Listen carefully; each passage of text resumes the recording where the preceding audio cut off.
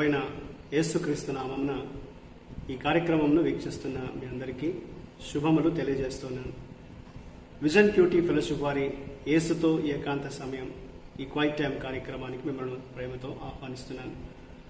దేవుడు తన మహాకృపతో మనందరినీ ఈ యొక్క 2026 సంవత్సరంలో గడిచిన 5 నెలలు ఆయన కాపాడినందుకే దేవునికి వందనాలు తెలియజేస్తున్నాను. ఈ యొక్క 6వ నెల జూన్ మాసంలో దేవుడు మనల్ని ప్రవేశింపచేసినందుకై దేవునికి కృతజ్ఞతలు తెలియజేస్తున్నాను. మనం ఈ రోజు నుండి ఒక క్రొత్త పుస్తకాన్ని మనం ధ్యానించనే ఉన్నాం. ఈ రోజు నుండి మనం ధ్యానించేటువంటి ఆ యొక్క పుస్తకం పేరు పౌలు కొరింథీయులకు రాసినటువంటి మొదటి పత్రిక. ఈ పత్రికను మనం ధ్యానం చేయడానికంటే ముందుగా ఈ పత్రిక యొక్క పరిచయాన్ని మీకు అందివ్వాలని నేను ఆశిస్తున్నాను. ఈ యొక్క పత్రికలో ఉన్నటువంటి విషయాలు మనం తెలుసుకునే ముందు ఒక పరిచయం మీకు అందివ్వాలని ఆశపడుతున్నాను. గడ్డి పరుపు మీద ఊసరవెల్లి చర్మము ఆకుపచ్చగా ఉంటుంది.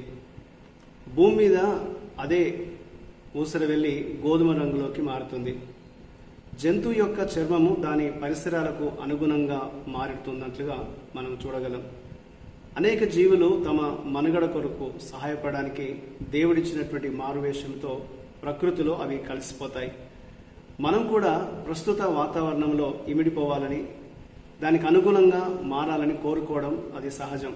అయితే యేసును వెంబడించేవారు, యేసు అనుచరులు నూతన సృష్టి, వారు పైనుండి జన్మించిన వారు, అంతర్గతంగా మార్చబడిన వారు అని లేఖనం మనకు జ్ఞాపకం చేస్తుంది. వారు ప్రపంచాన్ని ఎదుర్కొనేటువంటి మరియు తరచుగా ఆమోదించబడినటువంటి నైతిక విలువలతో విభేదించేటువంటి విలువలు మరియు జీవన శైలులు కలిగి ఉంటారనేది లేఖనం మనకు జ్ఞాపకం చేస్తుంది. అనగా లోకానికి వేరుగా, లోకానికి భిన్నంగా క్రైస్తవులు జీవిస్తారనేది బైబిల్ మనకు జ్ఞాపకం చేస్తుంది. నిజమైన విశ్వాసులు సాధారణంగా అంత సులభంగా లోకంతో కలిసిపోరనేది వాక్యంలో మనం చూడగలం. కొరింథీ పత్రిక మనం గమనించినట్లయితే కొరింథీలోని క్రైస్తవులు తమ పర్యావరణంతో పోరాడుతున్నారు. చుట్టూ ఉన్నటువంటి పరిస్థితులతో వారు పోరాడుతున్నట్లుగా మనం ఈ పత్రికను చూడగలం. అవినీతి మరియు ఊహించదగిన ప్రతి పాపముతో వారు చుట్టుముట్టబడినట్లుగా, వాటిలో పాలు పంచుకోవడం ద్వారా సర్దుకుపోవాలనేటువంటి ఒత్తిడిని వారు అనుభవించినట్లుగా ఈ పత్రిక తెలియజేస్తుంది. యేసు అనుచరులుగా తమకు నూతన జీవితం ఇవ్వబడిందని వారికి తెలుసు. కానీ తమ పాపభరితమైనటువంటి జీవిత విధానాన్ని వదులుకోవడానికి వారు చాలా ఇబ్బంది పడ్డట్లుగా, కష్టపడ్డట్లుగా ఈ పత్రికలో మనం చూడగలం.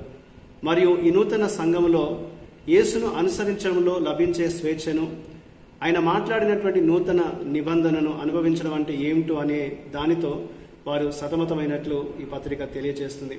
దీని అర్థము వారు ఇకపై యూదుల మత చట్టాలు మరియు ఆచారాలలో చాలా వాటిని పాటించిన అవసరం లేదా, వారు విగ్రహాలను లేదా లైంగికతను ఎలా చూడాలి, వివాహము, సంఘములో స్త్రీలు మరియు ఆత్మవరాల విషయంలో వారు ఏం చేయాలి, ఒక సంఘాన్ని సమాజ మందిరం నుండి వేరు చేసేది ఏంటి, ఇవి కేవలము సైద్ధాంతిక ప్రశ్నలు మాత్రమే కాదు.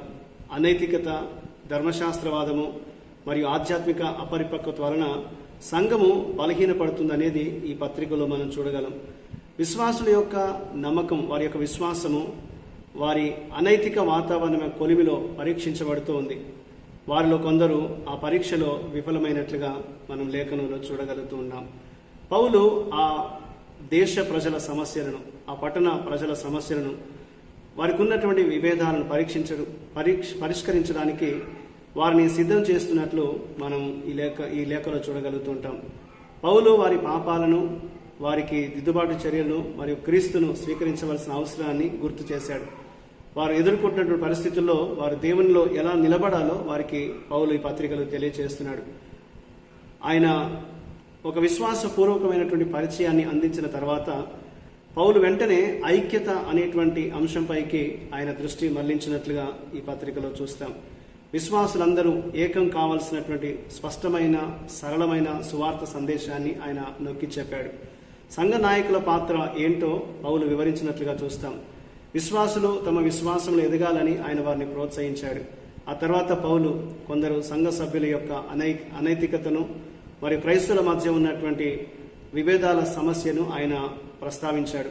సంఘ క్రమశిక్షణను పాటించాలని, వారి అంతర్గత విషయాలను వారే పరిష్కరించుకోవాలని ఆయన విశ్వాసులకు తెలియజేసినట్లుగా ఈ పత్రిక తెలియజేస్తుంది. కొరింథీ సంఘంలోని అనేక సమస్యలు లైంగికతకు సంబంధించినవిగా కనిపిస్తున్నాయి. కాబట్టి పౌలు లైంగిక పాపాన్ని అత్యంత తీవ్రమైనటువంటి పదజాలంతో ఖండించినట్లుగా ఈ పత్రిక వివరిస్తుంది. తదుపరి పౌలు కొరింథీల కొన్ని ప్రశ్నలకు సమాధానమిచ్చినట్లుగా ఈ పత్రిక మనకు జ్ఞాపకం చేస్తుంది. వ్యభిచారము, అనైతికత విస్తృతంగా ఉన్నందున కొరింథీలో వివాహాలు శిథిలావస్థలో ఉన్నాయి. కుటుంబ వ్యవస్థ అది పాడైపోయినట్లుగా లేఖనంలో మనం చూస్తాం. వీటికి క్రైస్తవులు ఎలా ప్రతిస్పందించాలో వారికి ఖచ్చితంగా తెలియదు.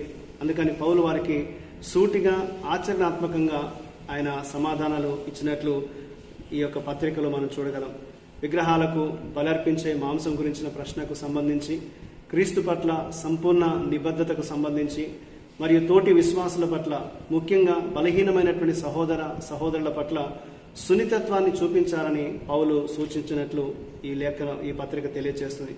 పౌలు ఆరాధన గురించి మాట్లాడడం కొనసాగిస్తాడు, మరియు స్త్రీల పాత్ర ఏంటో వివరిస్తూ ఉంటాడు. ప్రభు వల్ల మరియు ఆత్మీయ వరాలను ఏ విధంగా ఉపయోగించాలో వాటి గురించి ఆయన జాగ్రత్తగా వివరించాడు. ఈ విభాగానికి మధ్యలో గొప్ప వరమైనటువంటి ప్రేమను గురించిన అద్భుతమైనటువంటి వర్ణన 1 కొరింథీ 13వ అధ్యాయంలో పౌలు తెలియజేశాడు.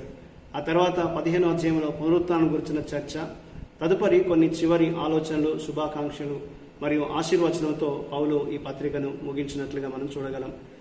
ఇందులో ఉన్నటువంటి కీలక విషయాన్ని మనం గమనిస్తే, ముఖ్యంగా ఈ పత్రిక రాయడంలోని ముఖ్య ఉద్దేశం ఏంటనగా కొరింథీ సంఘంలో ఉన్నటువంటి సమస్యలను గుర్తించడం, వాటిని పరిష్కారాలను వాటికి అందించడము, మరియు అవినీతి సమాజంలో క్రీస్తు కొరకు ఎలా జీవించాలో విశ్వాసులకు బోధించడం ఈ పత్రిక యొక్క ఉద్దేశంగా కనిపిస్తుంది.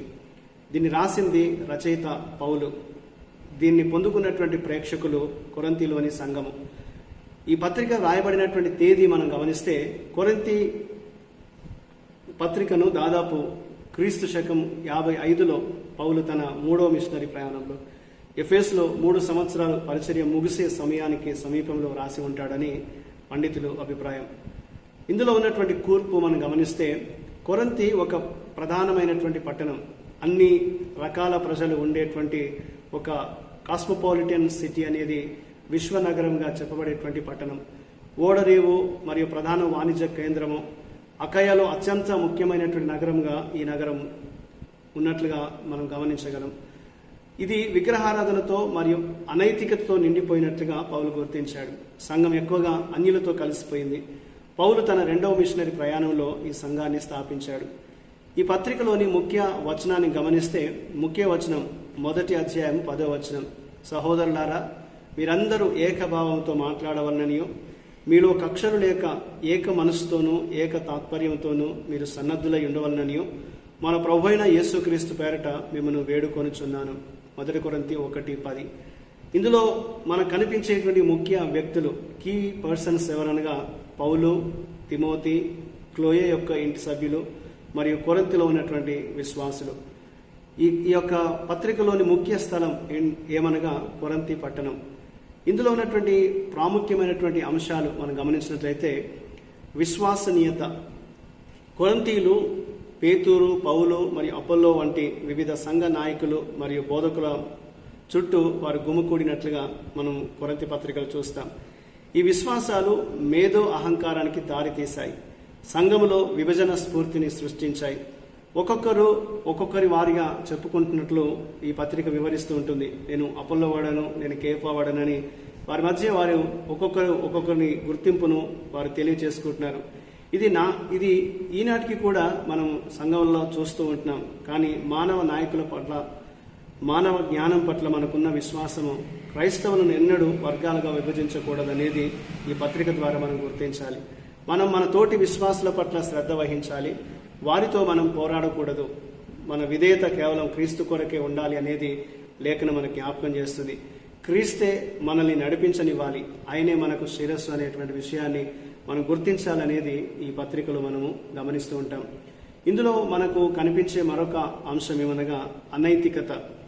కొరింథీలోని సంఘంలో సరిదిద్దబడని లైంగిక పాపం గురించి పౌలు ఒక నివేదిక అందింది. అక్కడి ప్రజలు అనైతికత పట్ల ఎంతో ఉదాసీనంగా తయారయ్యారు.